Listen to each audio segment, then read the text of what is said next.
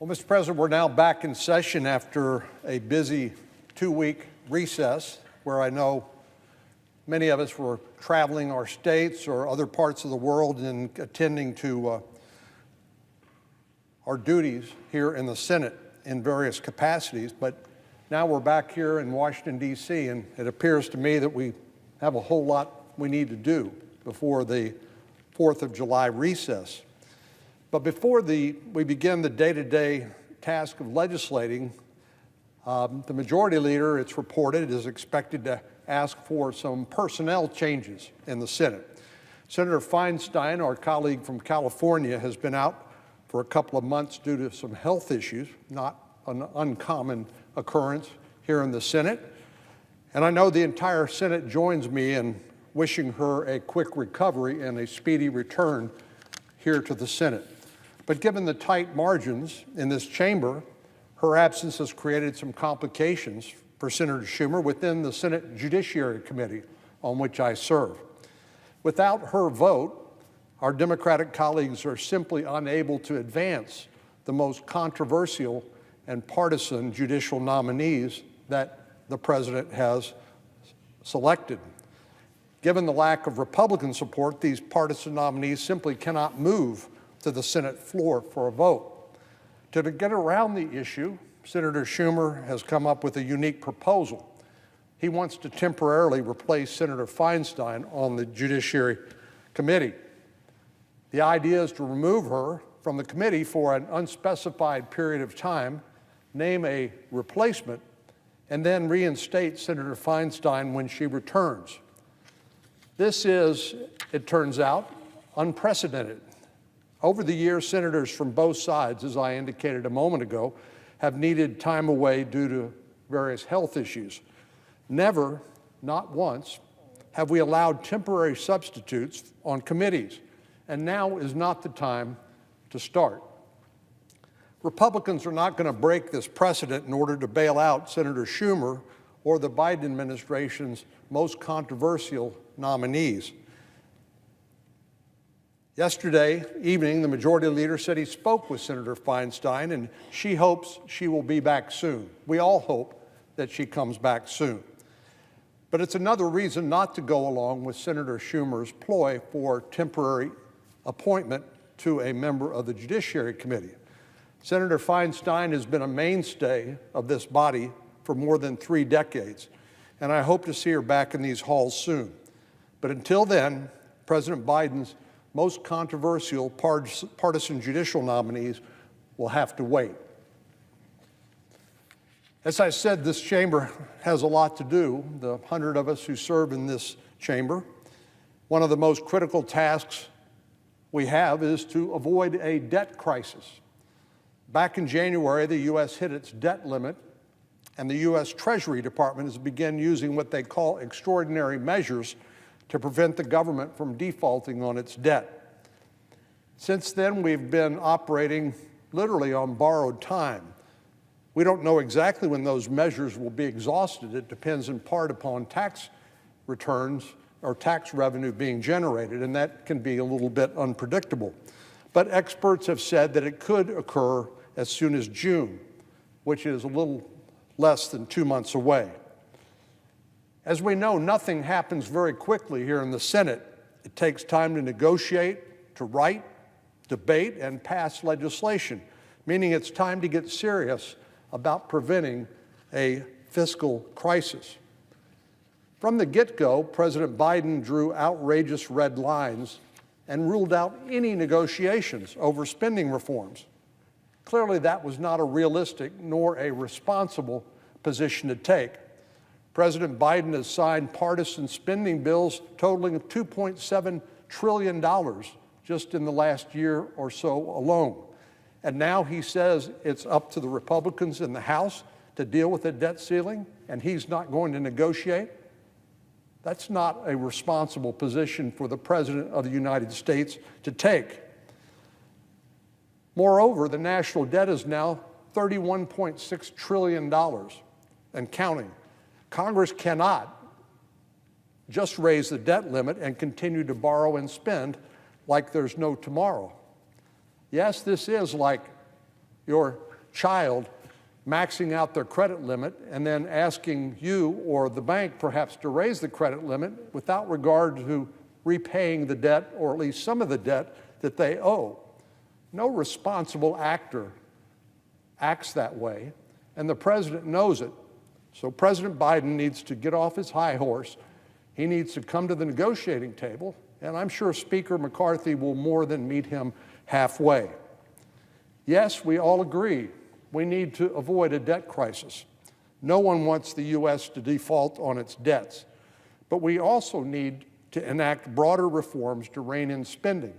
And that's traditionally been what happens when the debt ceiling is increased. We just can't slap a Band-Aid on the problem and call it a day. We can't just continue to indefinitely raise the debt limit and burden more and more of future generations with the responsibility that we ourselves should embrace, because it is our responsibility and not those future generations. It's time for Congress to buckle down and get government spending in check, and this is a prime opportunity to have that debate and those votes. Of course, this is just one piece of the Senate's work to promote financial responsibility. We also need to pass regular appropriations bills on time and through the regular order. Move them out of committee, across the floor, give senators a chance to offer amendments and then vote. That's what we call regular order around here. Instead, what we've gotten, at least last year, was a $1.7 trillion bill. I think that was the final price tag, an omnibus bill, which denied the opportunity for any member of Congress or the Senate to offer amendments or debate different portions of it, to either add to or reprioritize some of the spending, or, heaven forbid, to cut some of the wasteful spending. Instead, we were given a choice of an up or down vote, and that, of course, is the way the leadership likes it. That's the way Speaker Pelosi and Senator Schumer, the Senate Majority Leader, likes it, because it maximizes their authority while it casts the rest of us who have been independently elected to this body on the sidelines as spectators, only to be called into action once the final vote is called. Well, unfortunately, the Congress hasn't had much of a success record when it comes to regular order for appropriations bills. The Senate and House Appropriations Committees, as we know, are charged with writing 12 separate bills to fund different components of the federal government. They're supposed to pass, as I indicated, both chambers, the House and the Senate, and then those differences reconciled and then signed into law before September 30th of every year. But that didn't happen last year, as I said. The Democratic-led Senate did not pass a single regular appropriation bill. And again, that's not by accident, that's by design. But it doesn't serve the interests of our constituents. It doesn't serve the interests of rank-and-file members of the Senate to be relegated to the sidelines like a potted plant. And it doesn't give the American people what they are entitled to, which is the kind of robust debate, prioritization, and yes, some spending restraint and cuts, particularly in areas where we can all agree that that spending is not a high priority or is indeed wasteful.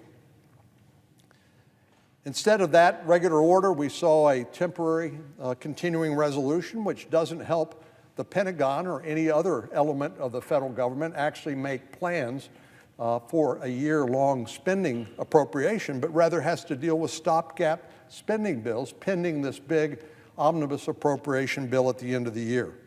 And of course, all of this happens in a rushed fashion, completely out of the public's view. We simply cannot accept this as the new normal. We need to abandon this habit of continuing resolutions and last-minute omnibuses and return to regular, on-time appropriations bills. In order to plan and prepare for the future, federal agencies and certainly our military, looking at daunting challenges all across the globe, whether it's in Europe or in Asia, in North Korea or in the Middle East. We have daunting national security challenges facing us. And this kind of inappropriate power plays, frankly, by the leadership of the House and the Senate we saw demonstrated last December does not serve the interest of our military, our national security, or the public interest. And it results in big, bloated spending bills that Congress simply doesn't have the opportunity to parse. Well, we know that it takes time to do that, so it shouldn't be put on the back burner until we're approaching the end of the fiscal year, which is coming at the end of September. We need to get that process moving now. It's not just financial problems that need to be addressed, there's also big security issues on our plate. In the coming months, we need to pass an annual defense authorization bill to strengthen our military and our security around the world and hopefully to maintain the peace. But we also have big security issues here at home that need to be addressed. As a presiding officer has heard me say many times from this position, the border crisis is still raging. Thousands of migrants are crossing the border every single day and completely overwhelming our capacity to respond. It's honestly not a question of capacity, it's really a matter of will. And so far, the Biden administration has demonstrated no will to deal with this border crisis of its own making. Law enforcement, border communities, nonprofits, and local businesses along the border region are feeling the strain. Our immigration system is now so backlogged that some migrants have to wait as long as 10 years before they can even begin immigration court proceedings. And then we know from the track record of successful claims for asylum that only, let's say generously, 85% of those cases will not be acknowledged. Only 15% will be granted because only 15% of that huge backlog of cases that ultimately end up in front of an immigration judge qualify for the very high legal standard for asylum.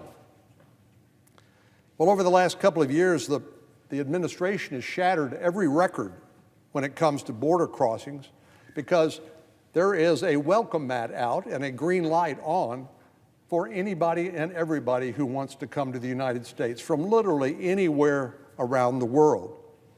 But as bad as the crisis has been the last 2 years, I'm afraid the administration is about to break their own very bad record.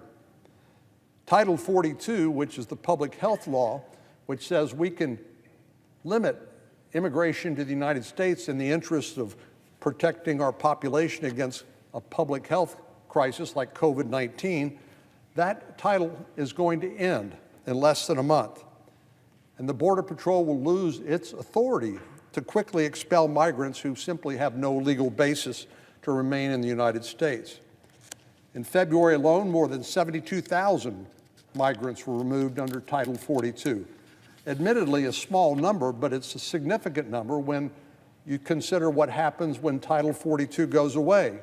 Because once it disappears, we'll have to process, house, and care for every single one of those individuals. When we inevitably run out of space, which will happen quickly, I expect the administration will start releasing migrants into the interior of the country at an unprecedented pace. And once that happens, even more migration will follow.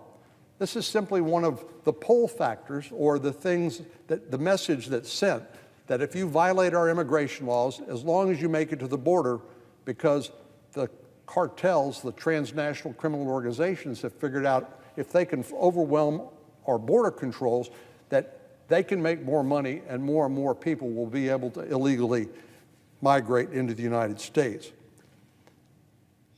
The transnational criminal organizations who continue to get rich because of the Biden border policies, they know that frontline officers and agents are busy processing and caring for migrants, in many cases unaccompanied children, which creates a golden opportunity for the cartels then to move dangerous drugs into the country.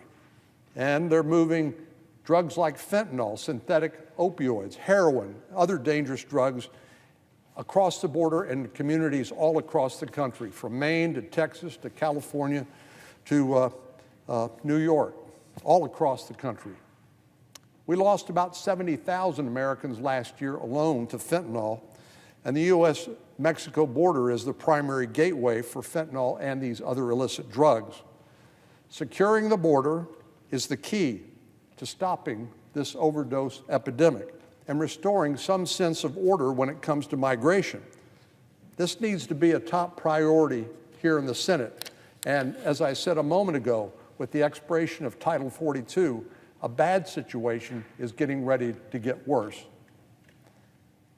These are just a few of the major tasks on the Senate's to-do list. And unfortunately, this chamber has wasted a lot of time. But since the beginning of this year, the majority leader hasn't allowed the Senate to actually spend much time legislating. We've confirmed a number of nominees and passed a few resolutions to nullify outlandish rules that were rolled out by the Biden administration. We unanimously passed a resolution designating January as National Trafficking and Modern Slavery Prevention Month. And then the Senate passed a bill to repeal the Iraq War Authorization. As if President Biden can be expected to use that authorization to declare some sort of military conflict or war someplace in the Middle East or elsewhere, something I doubt he would do. So given Congress's long to-do list and the fact that we're 3.5 months into the year, what I just recounted is a very slim list of accomplishments. I hope this work period would prompt a change and we could start working on important, time-sensitive tasks that need to be completed. Unfortunately, here again, we're not off to a great start. Rather than bringing up legislation to address the debt ceiling or the border crisis or any one of a number of other problems facing American families, Senator Schumer has announced that this week we will vote on a partisan resolution. The majority leader tried to frame this resolution as a way to defend the rule of law, but it's a non-binding resolution. It fails to do anything other than send a political message. The majority leader has been a fierce critic of similar resolutions in the past. During the summer of 2020, our colleague from Arkansas, Senator Cotton, offered a straightforward resolution to clarify that the Senate called for justice for George Floyd and opposed efforts to defund the police. Both simple and straightforward points of, I would think, nearly unanimous agreement. But unfortunately, the resolution didn't pass because it was, guess what, blocked by Senator Schumer. At the time, he said, the resolution by my friend will do nothing. Nothing. It's rhetoric. Well, that was Senator Schumer less than 3 years ago when he blocked a non-binding resolution that denounced efforts to defund the police. Now that he has the power to set the schedule in the Senate, Senator Schumer could bring any bill to the floor that he wanted. That's the prerogative of the majority leader. He could schedule votes on actual bills. We could actually have votes on amendments to those bills and a fulsome debate. And we could take real action to support our law enforcement officers and defend the rule of law. But he refuses to bring that sort of bill to the floor. Instead, just an empty statement or political message. If the majority leader wants to issue statements on his own time, that's his prerogative. But he shouldn't continue to waste valuable floor time on purely partisan messaging that does absolutely nothing.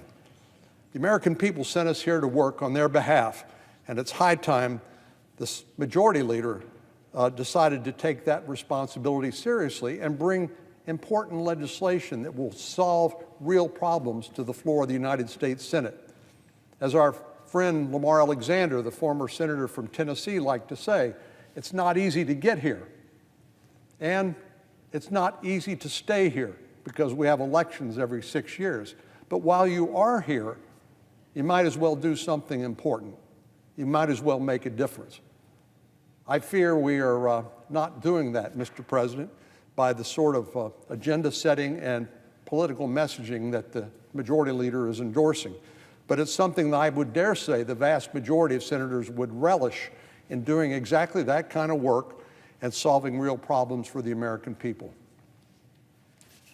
Mr. President, I yield the floor. And I'd note the absence of a quorum.